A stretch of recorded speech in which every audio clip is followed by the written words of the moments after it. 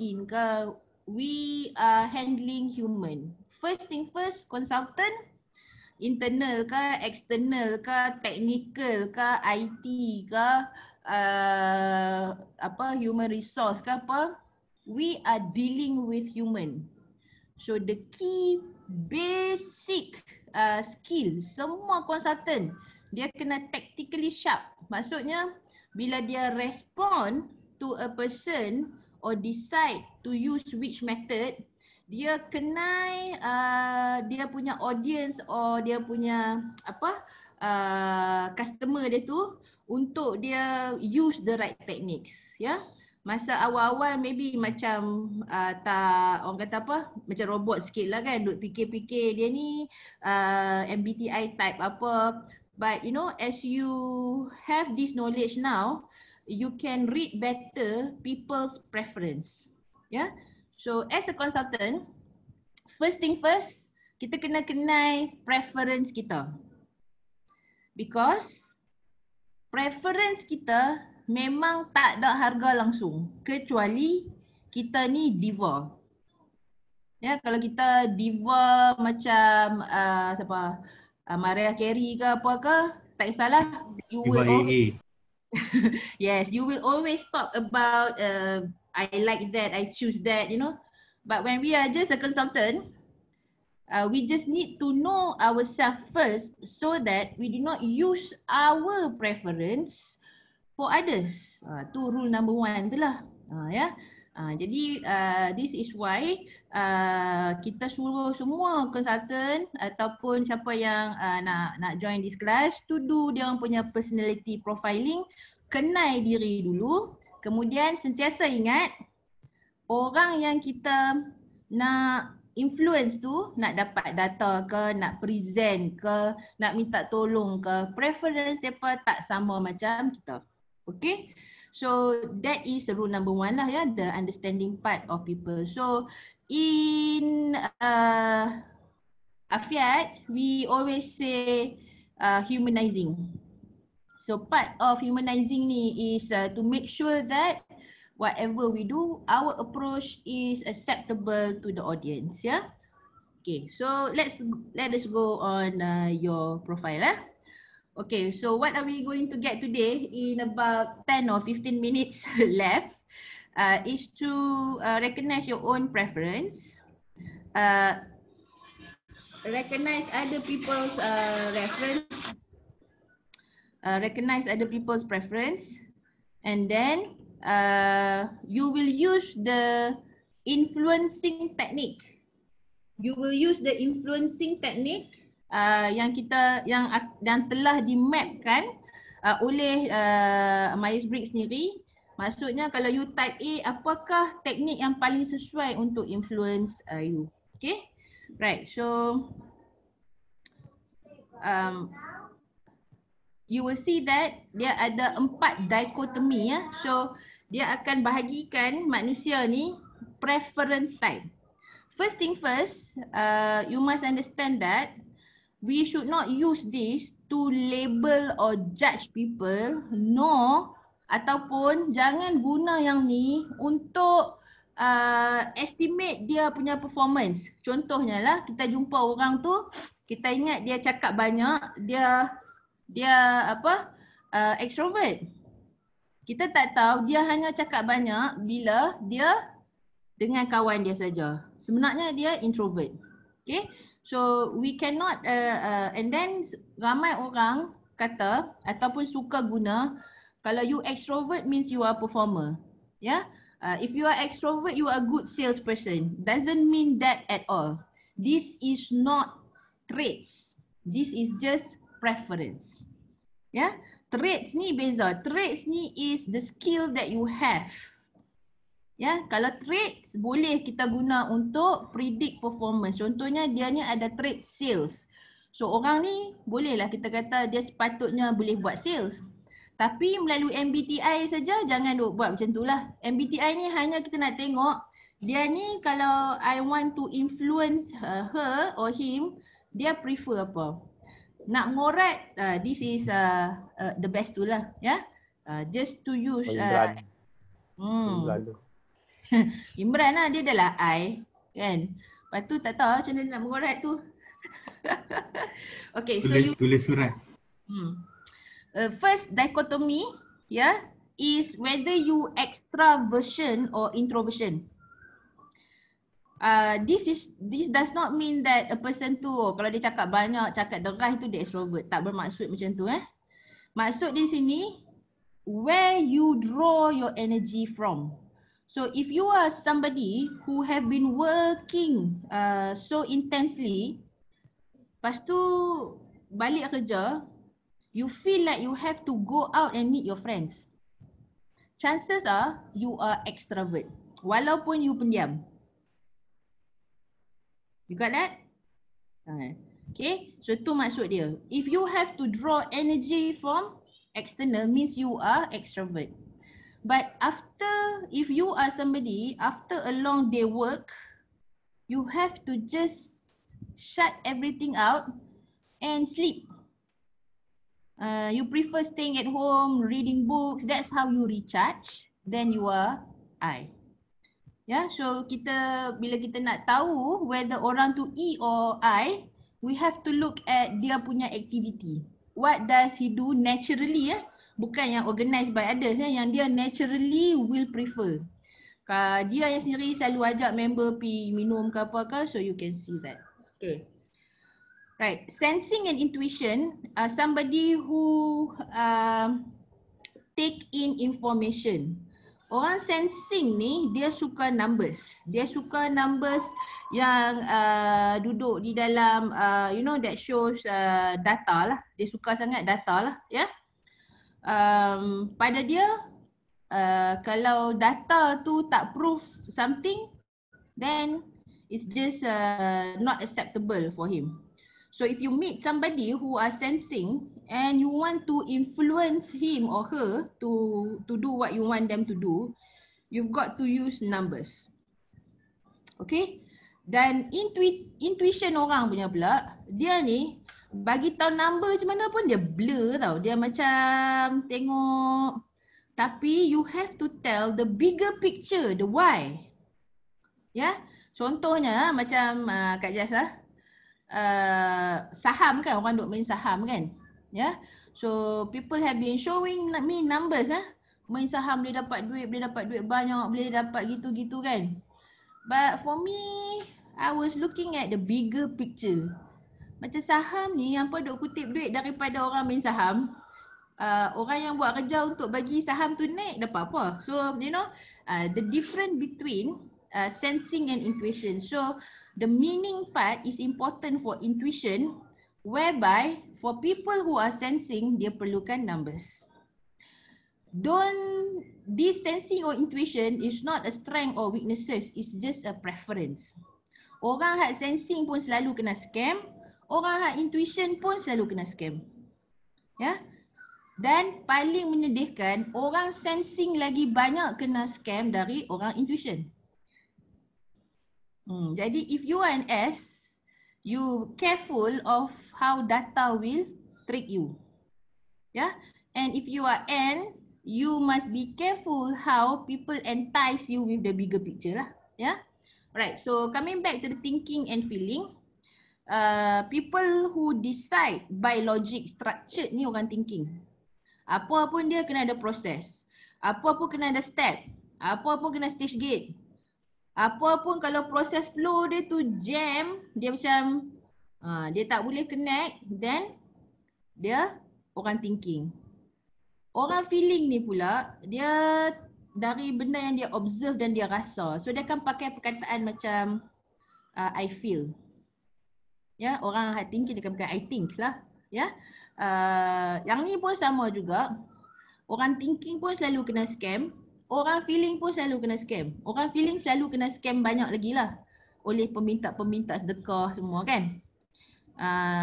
So mereka ni adalah orang yang senang, orang kata apa, hati tu senang senang maaf and everything. Orang thinking is orang yang susah sikit nak maaf. Kalau dia kata I will forgive you but doesn't necessarily mean I will forget.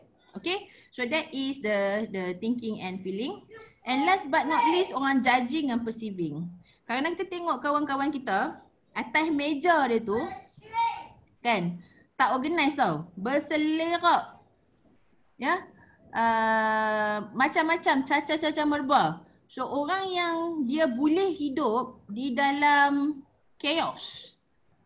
Ya, dia punya chaos tu adalah organized chaos. Maksudnya dia je tahu apa yang berlaku kat dalam tu.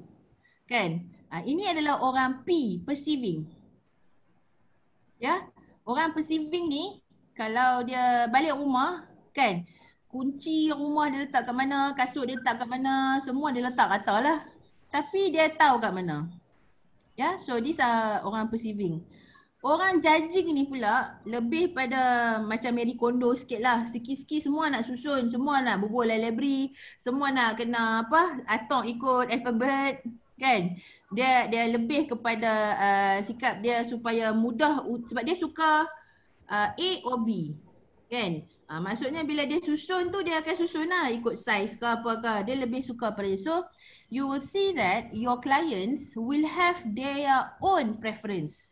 You will have your own preference and their clients will have their preference. Okay? Everybody clear about this? Can I see hands like this if you are clear? Okay, senang kan? Okay, so these are the combo that semua kat sini.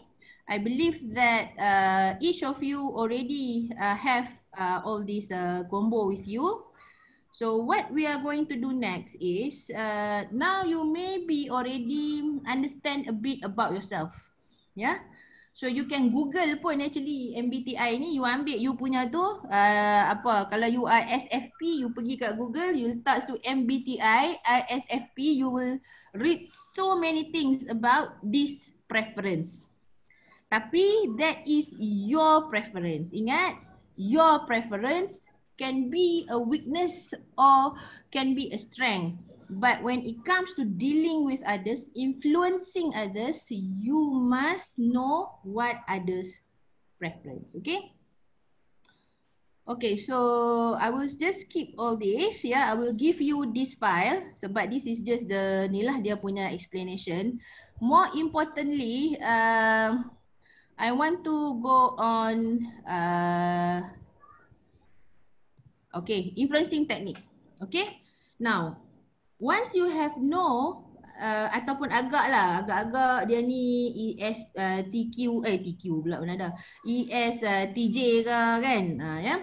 You agak-agak dia ni punya profile, the bosses punya profile or the client punya profile, before you minta data, minta dia buat semua, I think 2-3 hari lepas, Wafa having trouble to ask the team to beef up depa punya daily task, so that she can properly record that in her knowledge management punya log.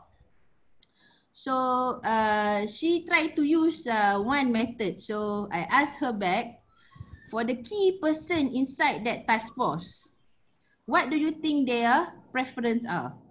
Okay. So then only she realised 3-4 key person dalam task force tu preference semua lain-lain. Yeah, so this is what preference and influencing technique is. So you will see here ada dekat 10 kot. 1, 2, 3, 4, 5, 6, 7, 8, 9. 10 influencing technique yang kita akan go through today. Yang ni pun ada influence, ni pun betul juga influencing technique, cuma hak ni kita tak mau pakai lah. Ya.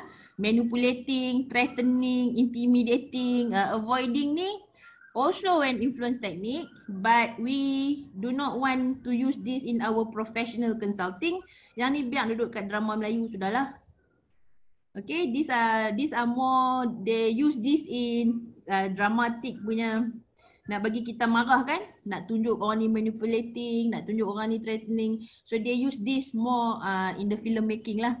For us, yes, we have this 10.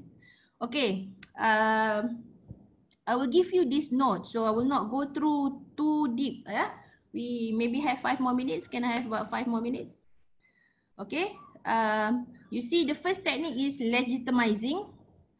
using authority. Legitimizing ni mesti macam siapa suruh, bos suruh, mana surat ya, orang yang suka legitimizing. So if you want to influence this person, kalau dia type yang legitimizing, makna kata you kena guna surat, you kena guna arahan baru dia mau buat apa yang kita suruh buat. Ada yang akan guna logical persuading. Orang yang suka logical persuading ni dia macam you give the right reason, yeah, and you explain the cause and effect, then fine with him, yeah, he will or she will buy in. The next one is appealing to friendship. Ya, contohnya macam kita ada challenges nak minta lesen operasi ke apa ke. Kita dah pi dah semua bahagian dah guna macam-macam influencing teknik, tak dapat pun sijil tu.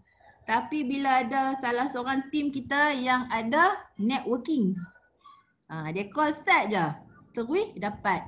Tu orang yang appealing to friendship. So that is why networking is very important too.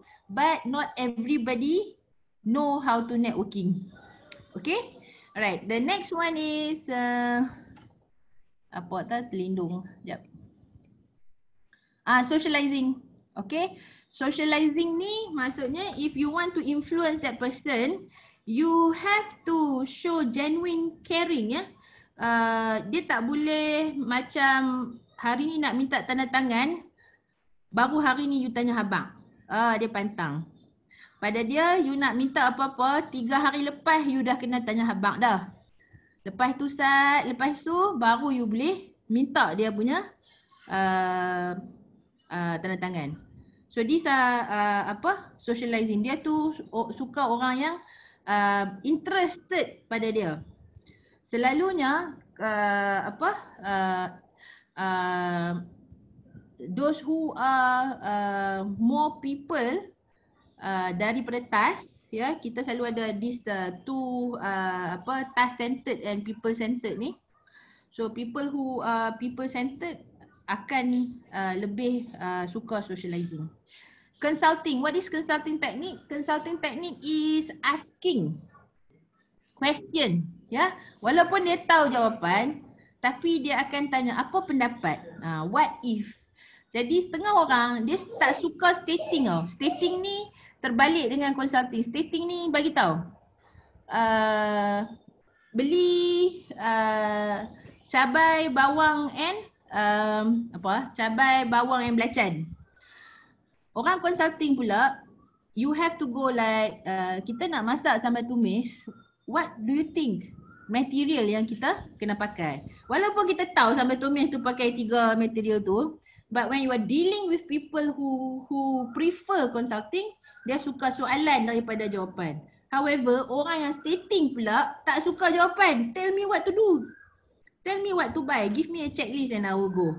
Yeah? So regardless lah laki ke perempuan ke, when it comes to preference, memang masing-masing punya preference tu tak sama and it's not gender bias at all.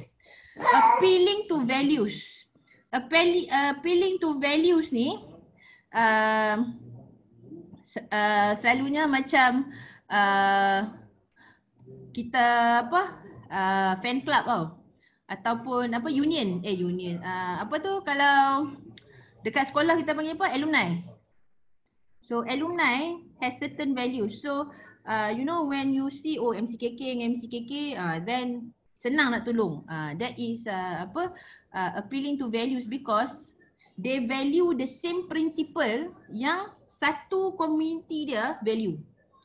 Next is modeling, role model. Contohnya lah Mawi pakai apa? Mawi pakai, adakah orang role model Mawi sekarang ni? Orang model siapa? Okay, Mark Zuckerberg. Bruce Wayne. Batman, orang pakai mask dekat sini, dia pakai mask kat sini. So it's not a good modeling. So modeling is about having a person that people look up to. Then you will say that cuba tengok orang macam ni. So dia lebih suka modeling. Exchanging pula orang yang ni berkira ni. Okay, I will sign for you this. Then what is in it for me? Ni yang kita bincang macam mana pun, kita kena what is in it for him or her. Kita tak boleh percuma-percuma ke, pro bono ke apa, dipantang untuk nenek. Yeah, so that's exchanging. And next is alliance building. Alliance building ni yang macam union army tu lah. Union pula, onion army. Kenal tak? Bawang tu kan?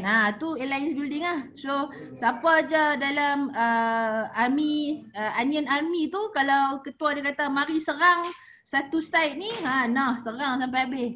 Tu alliance building lah. Okay, so you see all those techniques. Now, kalau you tengok dekat this chart ni, setiap preference tu ada dia punya charts. Cara tengok chart ni, tengok yang bulan putih penuh. Yang ni. Kalau bulan putih penuh, maksudnya dia paling suka bahagian ni. Okay. Hi Amran. Amran, what is your profile? INTJ. INTJ. Okay, INTJ. Mana INTJ? In the middle. Oh, in the middle. Alright. Okay, INTJ.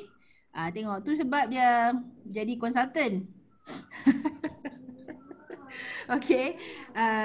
Untuk influence Amran or INTJ, must ask him questions that lead him to give you the answer that you want. Okay. Benda yang dia paling pantang sekali, legitimizing. Nampak tak? Tak payah nak pakai, tak payah nak kata apa, siapa suruh ke apa semua. Dan satu lagi dia pantang juga modeling. Ya, pada dia nobody perfect. Rasulullah is fine, but other than that tak payahlah. Also alliance building mana dia ada join bawang party semua, apa tak ada dia. So you will see that if you want to influence Amran, you avoid the full dark moon tu. You go for full moon yang cerah ya. So macam consulting dia suka, stating dia okey lagi, logical persuading ni dia suka. Okay. Now let me ask siapa lagi kat dalam ni ya. Mardia, what is your preference? What you prefer your MBTI? ESFJ. Jarang jumpa tu no. ESFJ, the fourth on the right. Yeah. Okay, let's see ESFJ. ESFJ ni rare ya. Dia suka legitimizing. So kalau bos suruh, fine, jalan. Okay, yang paling dia tak suka adalah dia tak ada apa sangat yang dia tak suka sangat. So she's very easily for you to use any technique would be safe with her. Tapi yang tak berapa efektif tu modeling, stating and consulting. Dia lebih suka diberitahu clearly kot. Yeah, and then dia senang untuk dia operate. So that is the influencing technique. So when you look at this table, you understand first how would you like people to come to you. If you are leader, supervisor, boss, CEO, apa semua, bila you tahu you punya preference, you must educate your team for them to communicate with you. Yeah, if you like numbers, you tell them you like numbers. If you like what, then bigger picture, then you tell. So these are key things for you as leader to tell your follower what is your preference. But if you are a consultant, you will be talking to your clients. You must know or gauge, orang kata apa, estimate lah dia punya preference and use these techniques to get them for you to buy in. Okay, so we are done. Habis dah masa. So let me wrap up. Yeah, but whoever wants to leave question, just leave question at the chat room. Then I'll get back to you